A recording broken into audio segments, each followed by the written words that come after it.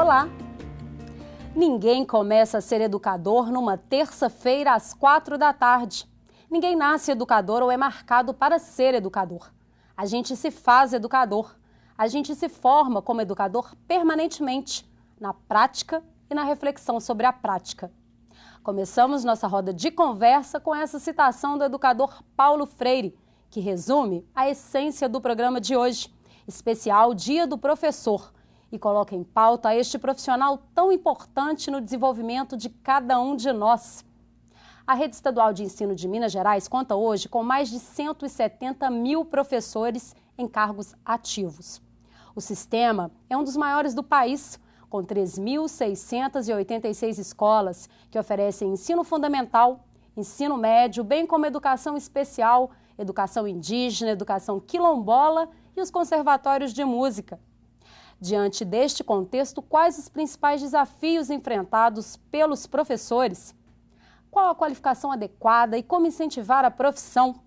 É o que vamos discutir agora no Roda de Conversa.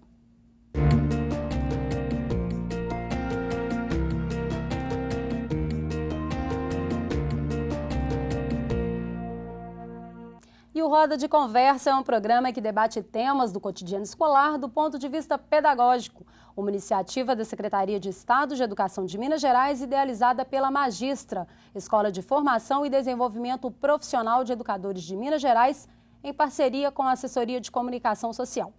E para discutir o assunto, eu recebo aqui no estúdio hoje Bernadette Angelina Gatti, doutora em Psicologia e coordenadora do Departamento de Pesquisas Educacionais da Fundação Carlos Chagas, especialista em formação de professores, avaliação educacional e metodologias da investigação científica. É um prazer tê-la conosco na nossa roda de hoje, professora.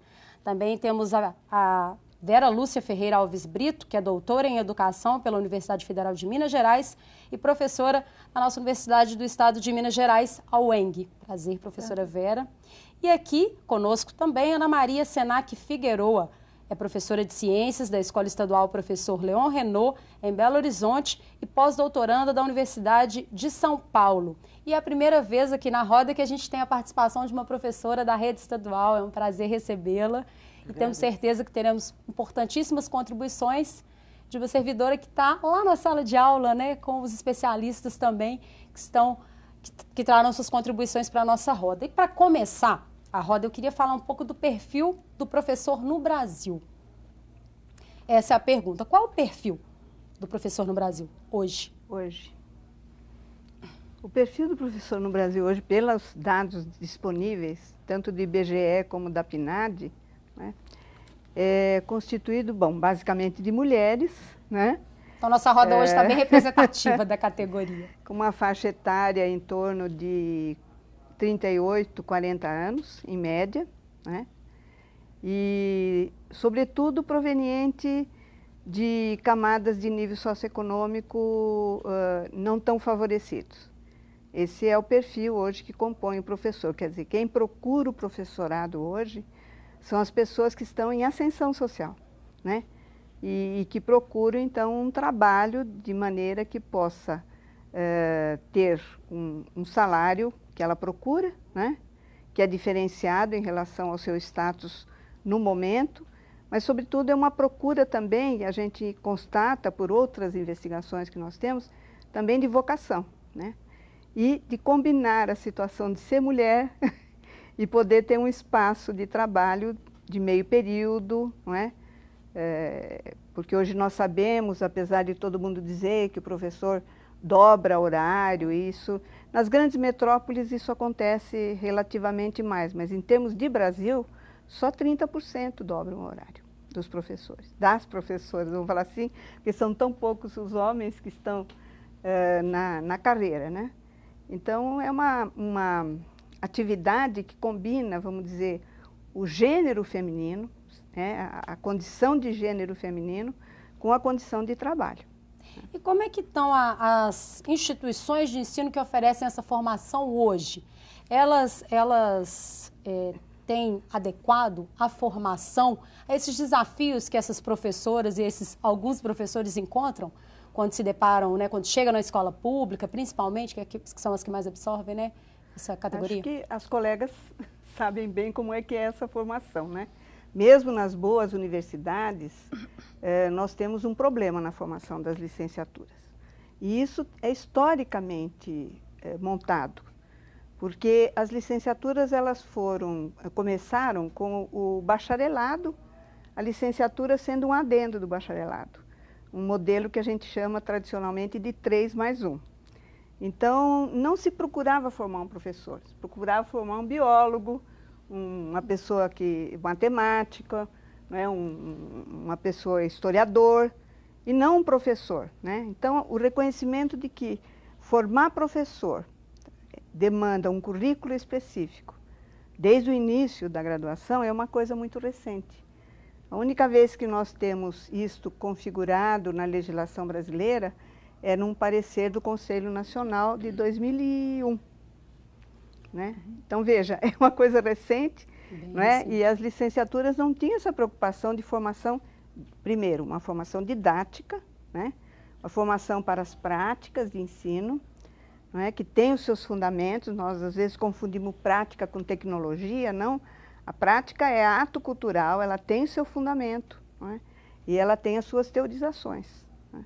Mas nós custamos muito para reconhecer isto. E isto não está posto nas licenciaturas. Então, esse professor, ele não sai formado, por exemplo, completamente para desenvolver um processo de alfabetização com as crianças. Ele sai com noções, mas ele não sai com vários modelos possíveis, várias metodologias possíveis, com seus fundamentos, e ele vai ter que enfrentar aquelas criancinhas. Então, eu sempre digo, o professor é um herói, né? Já que nós estamos comemorando o Dia do Professor, mas eu não estou falando da boca para fora, eu estou falando de coração. Porque ele sai dessas licenciaturas, especialmente as licenciaturas que hoje nós temos muita licenciatura à distância, sendo realizada de uma maneira um tanto ligeira, nem todas, eu não estou falando de todas, eu estou falando de uma maioria. Nós temos a maioria dos professores provenientes de cursos de escolas privadas, que não completam nem as 2.800 horas de formação. E essa professora, ela chega na sala de aula, para dar aula de matemática, por exemplo, né, para a criançada de 10, 11 anos, não tem ideia de como aquela criança pensa. Qual é o desenvolvimento cognitivo dela, como é que ela pode falar com aquela criança. Né? Então, nós temos aí alguns problemas, alguns furos relativamente fortes, na formação de professores. Nós precisamos repensar a licenciatura, fazer uma revolução mesmo, viu? Acho que no a caso, experiência por exemplo, nossa do professor que é formado em curso de pedagogia. Os professores hoje, né, que são formados nesse curso, eles têm duas habilitações, né? Ele pode ser professor de educação infantil e professor dos anos iniciais. E muitos candidatos que chegam à faculdade, eles reclamam que não são mais pedagogos ou orientadores ou supervisores, mas são professores. E a gente tem que explicar que realmente ser professor de educação infantil precisa realmente de uma formação específica para isso, uma formação longa. Nos anos iniciais também, ele precisa dessa formação. E essa formação, às vezes, é dada de modo aligerado, mas em muitos cursos, a ênfase na educação infantil e nas séries iniciais tem sido muito proveitosa, principalmente nos cursos das universidades públicas. Vamos aproveitar, Ana Maria, que conta um pouquinho da sua experiência, como é que foi a sua formação em relação ao que você chegou quando se deparou naquela sala de aula com as criancinhas, como a Bernadette colocou. Qual foi seu impacto inicial? Conta um pouco da sua experiência, né? Então, eu mesmo antes de formada, eu já assumi uma sala de aula. Né? Quando eu comecei a trabalhar no Estado... Você tem quantos anos de Estado, Ana Maria? Só 33 anos. E quando eu comecei a trabalhar no Estado, a procura de professor de ciência e biologia era muito grande. Então, a gente tinha, né, esse espaço para começar, mesmo antes de estar formada,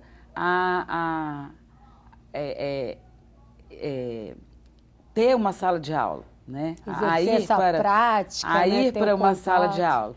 Então, assim, mesmo antes do estágio, da prática de ensino, do estágio supervisionado, eu já entrei numa sala de aula e comecei a trabalhar, né, o ensino de ciências. E eu entrei na faculdade, na verdade, porque eu não queria ser bióloga, né, pesquisadora, eu queria ser professora de ciências e de biologia. Então, eu sempre entrei com essa vontade. Então, para mim, assim, conseguir uma vaga numa escola para trabalhar foi, né, um mérito, assim, foi um prêmio. Então, eu já fazia o que eu gostava, né, desde da graduação. Mas lá na escola, começam, né, diante de uma turma, né, relativamente grande, começam a surgir os desafios. E aí você vai percebendo que a formação ela é necessária, né, e você tem que se agarrar nela de qualquer forma para ela te dar um suporte para você levar para dentro de sala de aula. Então, essa vontade de continuar a estudar, ela vem desde aí, da minha graduação. Sim. Né? E tem mudanças possíveis, porque você falou, professora Bernadette, que assim, tem algumas lacunas, algumas dificuldades, sim, os desafios na própria formação desse estudante.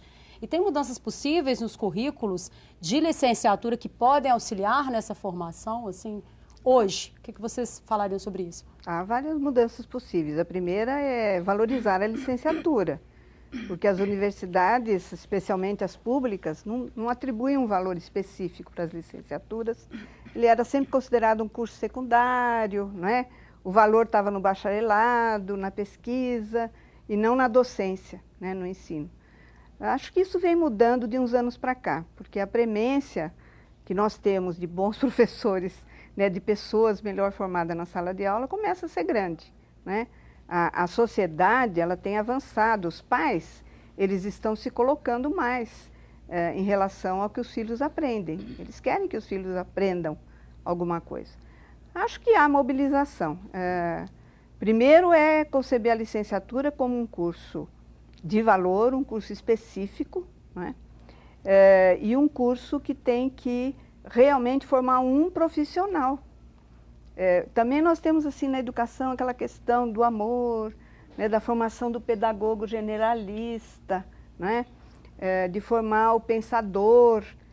Ótimo, eu acho que fundamentos, né, você ter o fundamento das ciências da educação é essencial, conhecer a política, mas se você não conhecer as questões da sala de aula, realmente o professor, quando ele chega na sala de aula, ele sofre, né, ele vai ter que procurar os recursos dele.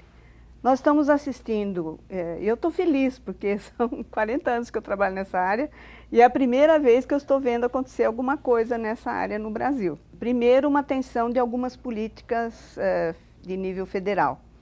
Segundo, uma atenção de vários estados em relação a isso, no que diz respeito aí à formação continuada, né? Porque a formação inicial é de alçada do governo da União, é o MEC, né? Uhum.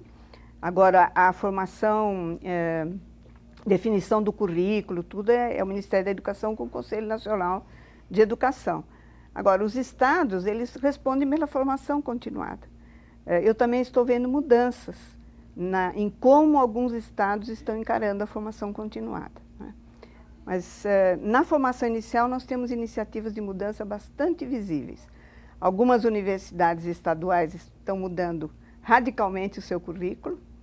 Algumas estão integrando todas as licenciaturas, inclusive o curso de pedagogia como licenciatura, para poder depois fazer uma formação em educação mais integrada e depois faça a diferenciação, né?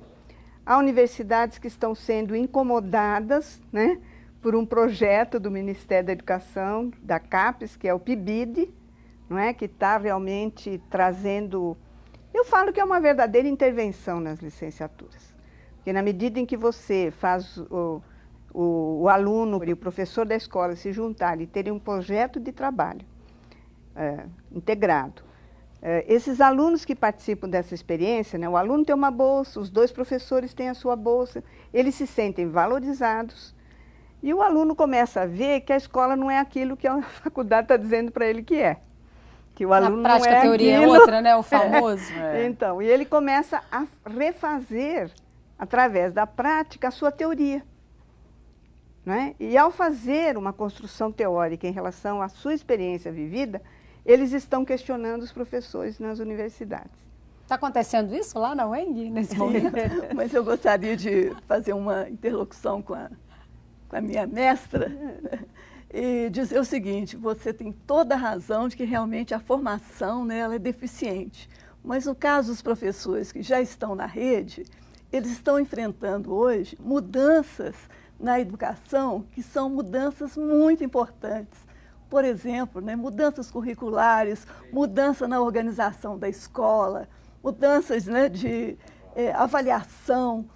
E o professor, ele está tendo que se virar para dar conta dessas mudanças. E ele tem, às vezes, 1000 competências que as pessoas não veem. Então, eu gostaria, eu estava pensando que quando a gente foi formado, e mesmo quando o professor que já tem 30 anos foi formado, ele não tinha esses mesmos impactos, esses mesmos desafios. Então, hoje nós temos a escola que tem 9 anos, né?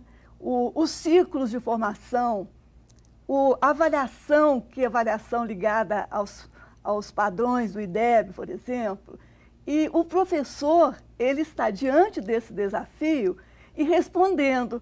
Então, ele inventa, ele cria. Então, eu fiquei imaginando que não é 1000 competências, mas o professor tem sido um artista do cotidiano. Então, toda vez, né, que ele vai para a sala de aula e quando ele vai fazer um programa de alfabetização, né, a nova concepção de alfabetização hoje é que ele tem que ensinar não só o alfabeto escrito, mas os usos da escrita, os usos da língua. E ele se defronta com uma criança, um jovem, né, que fala diferente na comunidade dele. Então ele diz: eu, meu pai, minha mãe, nós vive bem. Como o professor vai enfrentar esse desafio de falar, né, em uma circunstância que é a comunidade em que ele vive e em outra circunstância que é aplicar o código realmente, o código da língua, o código oficial, né?